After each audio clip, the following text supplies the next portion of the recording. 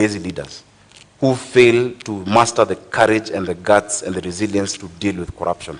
That is what cartels are.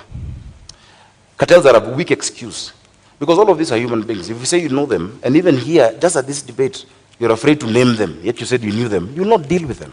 If you know them, name them. Kwa hivyo huamini kama senator kwamba kuna cartels katika county ya Nairobi? Sio cartels, ni wana biashara ambao, you know, the first way not to be, to have cartels in Nairobi is to refuse to be part of that system. Lakini kama unaogopa hata wezi wasema kesho wakikutisha utajiuzulu tena.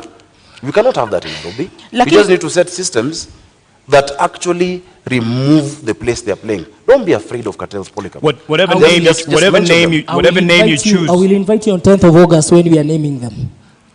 The opposition is not allowed to name cartels. You can also name them today, but whatever name you use to allude to them, how are you going to deal with those? Listen, the first thing you must do in the city, as I've said, is to refuse to be part of them before you even get into office. I have run my campaign by myself. I have struggled. I have funded myself. I have evidence. In fact, unfortunately, I was, I can table it over here, that even the first billboards paid for my opponent are by the cartels, are by other shadowy figures who are convincing him to get out of office, to run for it. Once you are captured by them before you start, once you're captured by the state, once you're captured by these shadowy figures before you even set foot, you will not do anything when you're elected governor. Number two, we must reduce the human interaction with cash in Nairobi. We must digitize service provision, that all the 130-something revenue streams must be allowed to be paid digitally wherever you are. What we're going to do is this in Nairobi. We'll change the governance structure. We're going to have 5 boroughs in this city: Nairobi North, East, West, South, and Central. Each of those boroughs, pursuant to the Urban Areas and Cities Act and the County Government Act, Section 14, will have a urban area board or a borough board. And that borough, there will be an assistant city manager who will report to my deputy governor, Mushiri Njoroge, who we have agreed is not going to quit.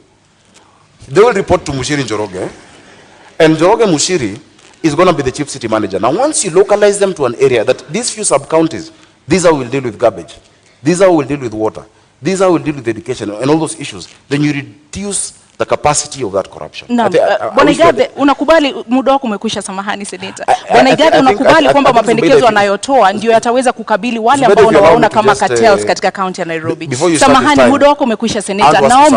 Naomba muda wako umekwisha, tumpe nafasi aweze kujibu. Mambo ya Nairobi ni mazito. Tafadhali baada ya kuzungumze utuongezee dakika. Shida za Nairobi huwezi taja na dakika moja. Kama mnataka watu wa Nairobi wasikie vizuri, kwa heshima kubwa tumsikize, kisha utapewa muda zaidi. Utapewa muda. Wao wanataka majibu. Senator Sakaja, with all due respect, you did come late. And in keeping time, there are rules that we announced at the beginning of this debate. And an answer to a question is 1.5 minutes, and you can see it clearly on the screen here. Rebuttal is 1 minute, and we did accommodate your lateness. Enough, but we'll do summarized answers. Over to you, Igathe. Ukosefu wa nidhamu ni jambo la kawaida kwa watu ambao hawajamaliza shule. Let me move to, this is what we want to do.